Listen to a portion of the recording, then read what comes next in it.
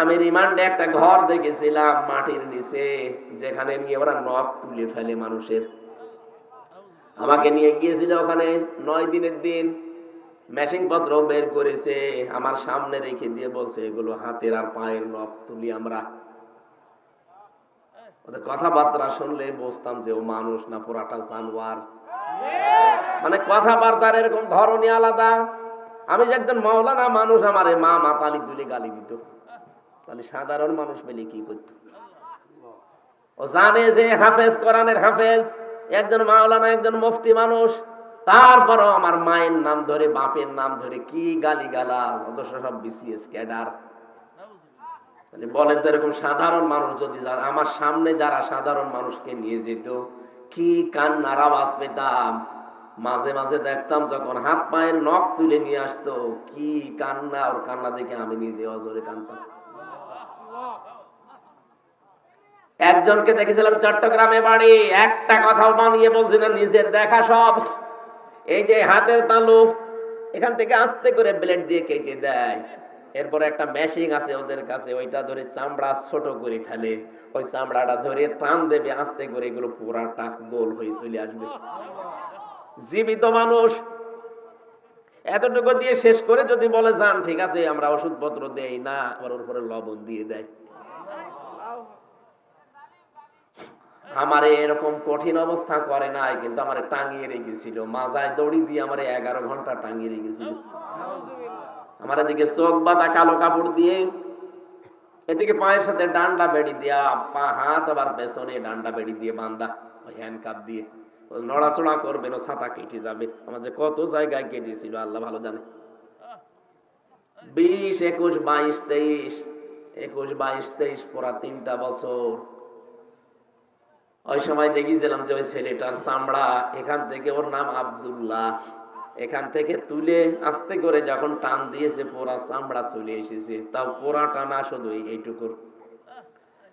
এত কষ্ট পাচ্ছিল আর এত চিৎকার দিয়ে কাঁদছিল, কিন্তু আওয়াজ তো বাইরে যাবে না মাটির নিচে। পরবর্তীতে শুনলাম যে শুধু চামড়া তুলে ছেড়ে দেয়, ওর উপরে নাকি লবণ ছিটিয়ে দিয়েছে। লবণ ওই যে মোটা যেটা, ওই মোটা লবণ দিলে কিন্তু অত বেশি যন্ত্রণা হয় না, কিন্তু পাতলা যেটা, মিহি লবণ যেটা মেশিন দিয়ে একেবারে মিহি করে ফেলে, ওই পাতলা লবণটা এরকম ছিটিয়ে দিলে দেখবেন আপনি টকবক করে ফুটবেন। কারণ শাস্তির যত ধরন ওই শয়তানরা সব আগে টেনে নিয়েছে। যারা আখেরাতে বিশ্বাসী না, কিয়ামতে জবাব দিতে হবে, এই বিশ্বাস যাদের ভেতরে নেই, ওয়া'তাদনা লাহুম আযাবান আলিমা, তাদের জন্য যন্ত্রণাদায়ক শাস্তি আল্লাহ রেডি করে রেখেছেন। আল্লাহ আযাবান পর্যন্ত শেষ করে দিতে পারতেন, আলিমা দিলেন কেন? এমন আযাবের ধরন আমি আয়াতের তাফসীর অন্য আয়াতের সাথে মিলিয়ে দেখেছি। এত কঠিন আযাব আল্লাহ দেবেন যে চামড়া পুরাটা খসিয়ে ফেলবেন। লাওয়াহাতুল লিল বাশার, আল্লাহ পাক বলেন লা তুবকি ওয়ালা তাজার, লাওয়াহাতুল লিল বাশার। এই জাহান্নামে ফেলে দেওয়ার পরে এই মানুষটাকে আস্তেও ছাড়বে না, আবার ছেড়েও দেবে না, এতে চামড়া আগে পুরা খসে যাবে। এই পৃথিবীতে যত কঠিন ঘর হোক, আমি রিমান্ডে একটা ঘর দেখেছিলাম মাটির নিচে, যেখানে নিয়ে ওরা নখ তুলে ফেলে মানুষের। আমাকে নিয়ে গিয়েছিল ওখানে 9 দিনের দিন। মেশিন পত্র বের করেছে, আমার সামনে রেখে দিয়ে বলছে এগুলো হাতের আর পায়ের নখ তুলি আমরা। ওদের কথাবার্তা শুনলে বুঝতাম যে ও মানুষ না পুরাটা জানোয়ার। মানে কথাবার্তার এরকম ধরনই আলাদা। আমি যে একজন মাওলানা মানুষ, আমারে মা মাতালি তুলে গালি দিত, তাহলে সাধারণ মানুষ পেলে কি করত? ও জানে যে হাফেজ, কোরআনের হাফেজ, একজন মাওলানা, একজন মুফতি মানুষ, তারপরও আমার মায়ের নাম ধরে, বাপের নাম ধরে কি গালি গালা, অথচ সব বিসিএস ক্যাডার। তাহলে বলেন তো, এরকম সাধারণ মানুষ যদি আমার সামনে যারা সাধারণ মানুষকে নিয়ে যেত, কি কান্নার আওয়াজ পেতাম। মাঝে মাঝে দেখতাম যখন হাত পায়ের নখ তুলে নিয়ে আসতো, কি কান্না, ওর কান্না দেখে আমি নিজে অজরে কাঁদতাম। একজনকে দেখেছিলাম চট্টগ্রামে বাড়ি, একটা কথাও বানিয়ে বলছি না, নিজের দেখা সব। এই যে হাতের তালু, এখান থেকে আস্তে করে ব্লেড দিয়ে কেটে দেয়, এরপরে একটা মেশিন আছে ওদের কাছে, ওইটা ধরে চামড়া ছোট করে ফেলে, ওই চামড়াটা ধরে টান দেবে আস্তে করে, এগুলো পুরাটা গোল হয়ে চলে আসবে। জীবিত মানুষ এতটুকু দিয়ে শেষ করে যদি বলে যান ঠিক আছে আমরা ওষুধপত্র দেই না, ওর উপরে লবণ দিয়ে দেয়। আমারে এরকম কঠিন অবস্থা করে নাই, কিন্তু আমারে টাঙিয়ে রেখেছিল, মাজায় দড়ি দিয়ে আমারে 11 ঘন্টা টাঙিয়ে রেখেছিল। আমার এদিকে চোখ বাঁধা কালো কাপড় দিয়ে, এদিকে পায়ের সাথে ডান্ডা বেড়ি দিয়া, পা হাত আবার পেছনে ডান্ডা বেড়ি দিয়ে বান্ধা, ওই হ্যান্ডকাপ দিয়ে নড়াচড়া করবে না, ছাতা কেটে যাবে। আমার যে কত জায়গায় কেটেছিল আল্লাহ ভালো জানে। 20, 21, 22, 23, 21, 22, 23 পুরা 3টা বছর। ওই সময় দেখেছিলাম যে ওই ছেলেটার চামড়া এখান থেকে, ওর নাম আব্দুল্লাহ, এখান থেকে তুলে আস্তে করে যখন টান দিয়েছে পুরা চামড়া চলে এসেছে, তাও পুরা টানা শুধু এইটুকুর। এত কষ্ট পাচ্ছিল আর এত চিৎকার দিয়ে কাঁদছিল, কিন্তু আওয়াজ তো বাইরে যাবে না, মাটির নিচে। পরবর্তীতে শুনলাম যে শুধু চামড়া তুলে ছেড়ে দেয়, ওর উপরে নাকি লবণ ছিটিয়ে দিয়েছে। লবণ ওই যে মোটা যেটা, ওই মোটা লবণ দিলে কিন্তু অত বেশি যন্ত্রণা হয় না, কিন্তু পাতলা যেটা মিহি লবণ, যেটা মেশিন দিয়ে একেবারে মিহি করে ফেলে, ওই পাতলা লবণটা এরকম ছিটিয়ে দিলে দেখবেন আপনি টকবক করে ফুটবেন। কারণ শাস্তির যত ধরন ওই শয়তানরা সব আগে টেনে নিয়েছে, যে এখানে এখানে মারলে, এখানে এখানে জিনিস দিলে এরা সব চাইতে বেশি কষ্ট পাবে। পা এভাবে ধরে রাখবে একজন শিকল দিয়ে বেঁধে, আপনি তো নড়াতে পারবেন না, তারপর যদি নড়াচড়া করে জন্য শিকল দিয়ে বেঁধে দেয়, আর সামনে থেকে লোহার মুগুর দিয়ে পিটায়। মুখ বেঁধে আসতো রাতের বেলা, পিটাতে পিটাতে অনেকজনের দেখতাম নিজেই কাহিল হয়ে গেছে। আর কত মারা যায়? আপনি আধা ঘন্টা একাধারে পিঠে এই পায়ের নিচে পিটান, দেখবেন কিছুক্ষণ পরে আপনার চোখ নষ্ট হয়ে গেছে, চোখে দেখতে পাবেন না। এর সাথে এই চোখের একটা কানেকশন আছে।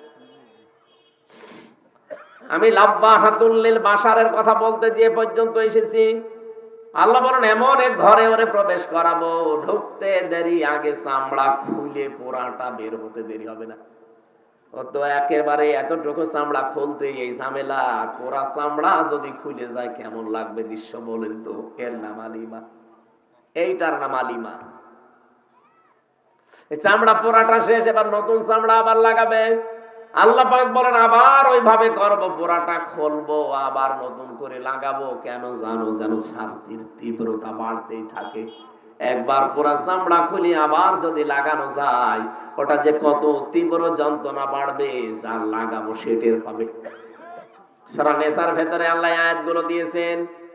রব্বুল আলামিন বলেন, নবীজিকে আমি নিয়ে গেলাম এই মাসের 27 তারিখে, বহু অত্যাচার জুলুম নির্যাতনের ভেতরে, বিশেষ করে তার চাচাটা মারা গেল, তার স্ত্রী খাদিজাতুল কুবরাকে আমি তুলে নিলাম। 2টা বড় বড় ছায়া তার মাথার উপর থেকে আমি আল্লাহ তুলে নিয়েছি। নবীজি মানুষ তো, এই হিসাবে তিনিও দুর্বল হয়ে পড়লেন। রব্বুল আলামিন তাকে সান্ত্বনার বাণী দিয়ে বললেন, লিনুরিয়াহু মিন আয়াতিনা, আপনাকে আমি নিয়ে আসছি আমার কাছে, আমার নিদর্শন দেখাবো। মেরাজের ঘটনার ভেতরে যে শিক্ষা আছে, আমার ঘটনা বলা উদ্দেশ্য না। ওনাকে নিয়ে গেলেন, আল্লাহ 27টা বছর রাখলেন, বিভিন্ন নিদর্শন দেখালেন, জান্নাত জাহান্নাম, পুলসিরাত, হাউজে কাউসার, যত কিছু আছে, মিজানের পাল্লা সব দেখিয়েছেন। আল্লাহ পাক বলেন, নবী দাঁড়ান, আপনাকে আজ একটা নতুন জায়গায়, আপনি যেহেতু হিজরত করা লাগবে, নতুন একটা রাষ্ট্রের প্রধান হবেন আপনি। আপনাকে রাষ্ট্রপ্রধান হতে হলে 14টা কাজ পরিবার, সমাজ আর রাষ্ট্রে করতে পারলে রাষ্ট্রটা কল্যাণময় রাষ্ট্র হবে।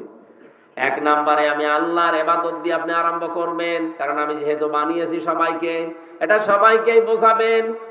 তাআলাউ ইলা কালিমাতিন সাওয়াইম বাইনানা ওয়া বাইনাকুম আল্লা না'বুদা ইল্লাল্লাহ ওয়া লা নুশরিকা বিহি শাইআ ওয়া লা ইয়াত্তাখিযা বা'দুনা বা'দান আরবাবাম মিন দুনিল্লাহ ফাইন তাওয়াল্লাউ ফাকুলু আশহাদু বিআন্না মুসলিমুন। সূরা আলে ইমরানের 65 না 64 নাম্বার আয়াতের ভেতরে আছে, রব্বুল আলামিন বলেন আপনি ডাক দেবেন ইহুদি খ্রিস্টান মুশরিক যারা আছে, যারা কিতাব পেয়েছে আসমানি, তাদেরকে আপনি ডাক দিয়ে বলেন আসো আল্লাহর বান্দারা, আমরা তিনটা কথার উপরে একমত হই। এক নাম্বারে আমরা আজকে থেকে আল্লাহ বাদে আর কারো ইবাদত করব না। ইহুদিদের দিকে তাকান, তারা আল্লাহ একজন আছে এই কথা বিশ্বাস করে। খ্রিস্টানদের দিকে তাকান, তারা আল্লাহ একজন আছে এই কথা বিশ্বাস করে। আমি মুসলমানের চাইতে ইহুদির অনেক মেয়েকে দেখেছি বাইরের রাষ্ট্রে, তারা এত বেশি পর্দা মেনটেন করে। বাইরের দেশগুলোতে যখন যায়, সিঙ্গাপুর, মালয়েশিয়া, থাইল্যান্ড, এই সমস্ত জায়গায় যারা ইহুদি আছে, বিশেষ করে ইহুদিদের আমি দেখেছি তাদের বউ খাস পর্দা করে, এমনকি হাত মোজা, পা মোজা পরা, সামনে আবার ওই যে দেওয়া, সিলবাব দেওয়া, 3-4টা ছেলে মেয়ে চারপাশে, এত পর্দা মেনটেন করে। লোকটার পাশে যে স্বামী বসে আছে, স্বামীর এত বড় বড় দাড়ি, মাথায় পাগড়ি বাঁধা, এত বড় জুব্বা গায়ে আমার মতো, দেখলে মনে হবে একেবারে কোনো আলেম হবে, অথচ ইহুদি। আল্লাহ একজন আছে ওরাও বিশ্বাস করে, কারণ ওরা ইসলামী, ওদের উপরে যে তাওরাত নাজিল হয়েছে ওইটা ওরা বিশ্বাস করে। পরবর্তীতে ওই যে পরিবর্তন হয়েছে এইটা ওরা মানতে চায় না, বলে না যা হয়েছে এইটাই। অথচ ওর ভেতরে ওরা নিজেদের মন মতো করে সাজিয়ে নিয়েছে। ইনজিলের ভেতরে ওরা সাজিয়েছে নিজের মন মতো করে, কোরআনটা সাজাতে পারে না। এই কারণের দায়িত্ব সরাসরি নিয়েছে কে? আল্লাহ। রব্বুল আলামিন বলেন, ওদেরকে ডাক দিয়ে বলেন যে আল্লাহ বাদে কারো ইবাদত করা যাবে না, আমরা আল্লাহর সাথে কাউকে শরীক করব না, আল্লাহ বাদে আমরা কাউকে একে অপরকে রব বলে মানব না। যদি এই তিনটা বিষয়ের উপর একমত হতে পারেন তাহলে সাথে নিয়ে কাজ করবেন। যদি এর উপরও তারা মুখ ফিরিয়ে চলে যায় যে না আপনাকে মানি না, ফাইন তাওয়াল্লাউ ফাকুলু শাহাদু বিআন্না মুসলিমুন, তাহলে আপনি ঘোষণা দেন যে না আমি মুসলমান, তোমাদের সাথে আমিও আর নেই।